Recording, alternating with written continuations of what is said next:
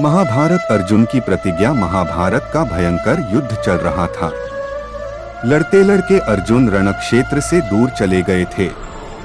अर्जुन की अनुपस्थिति में पांडवों को पराजित करने के लिए द्रोणाचार्य ने चक्रव्यूह की रचना की।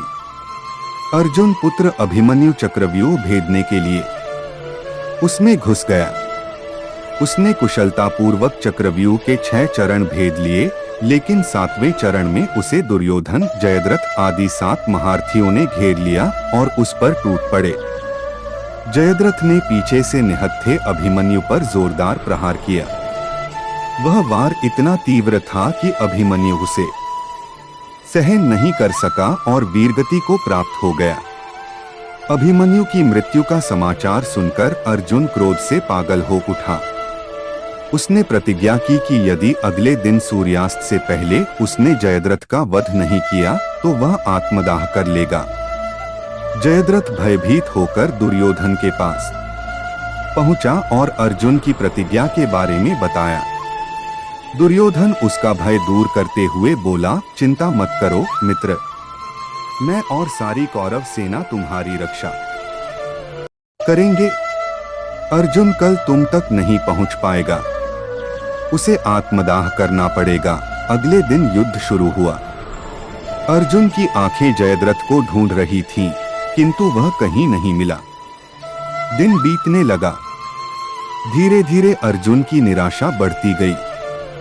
यह देख श्री कृष्ण बोले, पार्थ, समय बीत रहा है और कौरव सेना ने जयद्रथ को रक्षा कवच में घेर रखा है।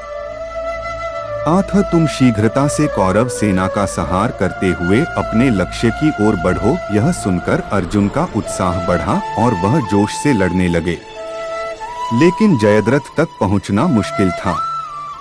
संध्या होने वाली थी। तब श्री कृष्ण ने अपनी माया फैला दी।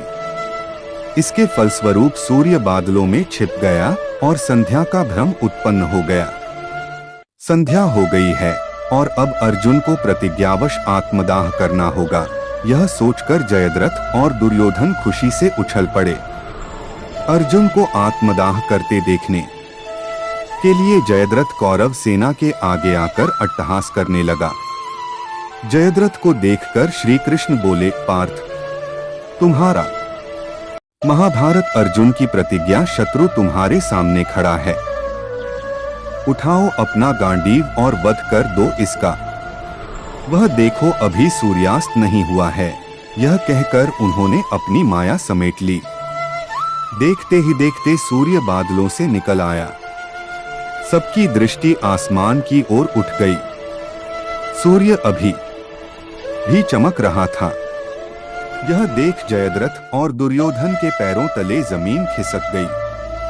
जयद्रथ भागने को हुआ, लेकिन तब तक अर्जुन ने अपना गांडीव उठा लिया था।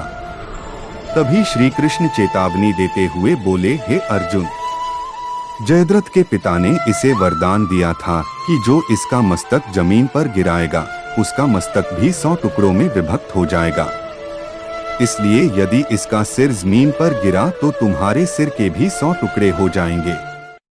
हे पार्थ, उत्तर दिशा में यहाँ से 100 योजन की दूरी पर जयद्रथ का पिता तप कर रहा है। तुम इसका मस्तक ऐसे काटो कि वह इसके पिता की गोद में जाकर गिरे। अर्जुन ने श्री कृष्ण की चेतावनी ध्यान से सुनी और अपनी लक्ष्य की ओर ध्यान कर बाण छोड़ दिया।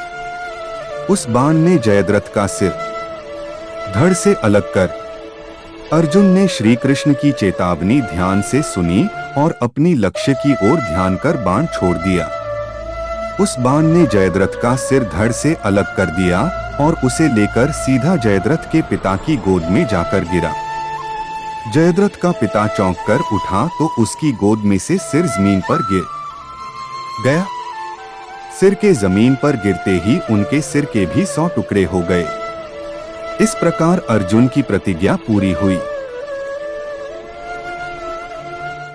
दोस्तों, कहानी कैसी लगी हमें कमेंट्स बॉक्स में जरूर बताना, ताकि हम आपके लिए ऐसी कहानियां आगे भी लाते रहें। हम पर अपना प्यार ऐसे ही बनाए रखना और हमारे YouTube चैनल को सब्सक्राइब कर देना और बेल आइकन को भी दबा देना और लाइक भी कर देना।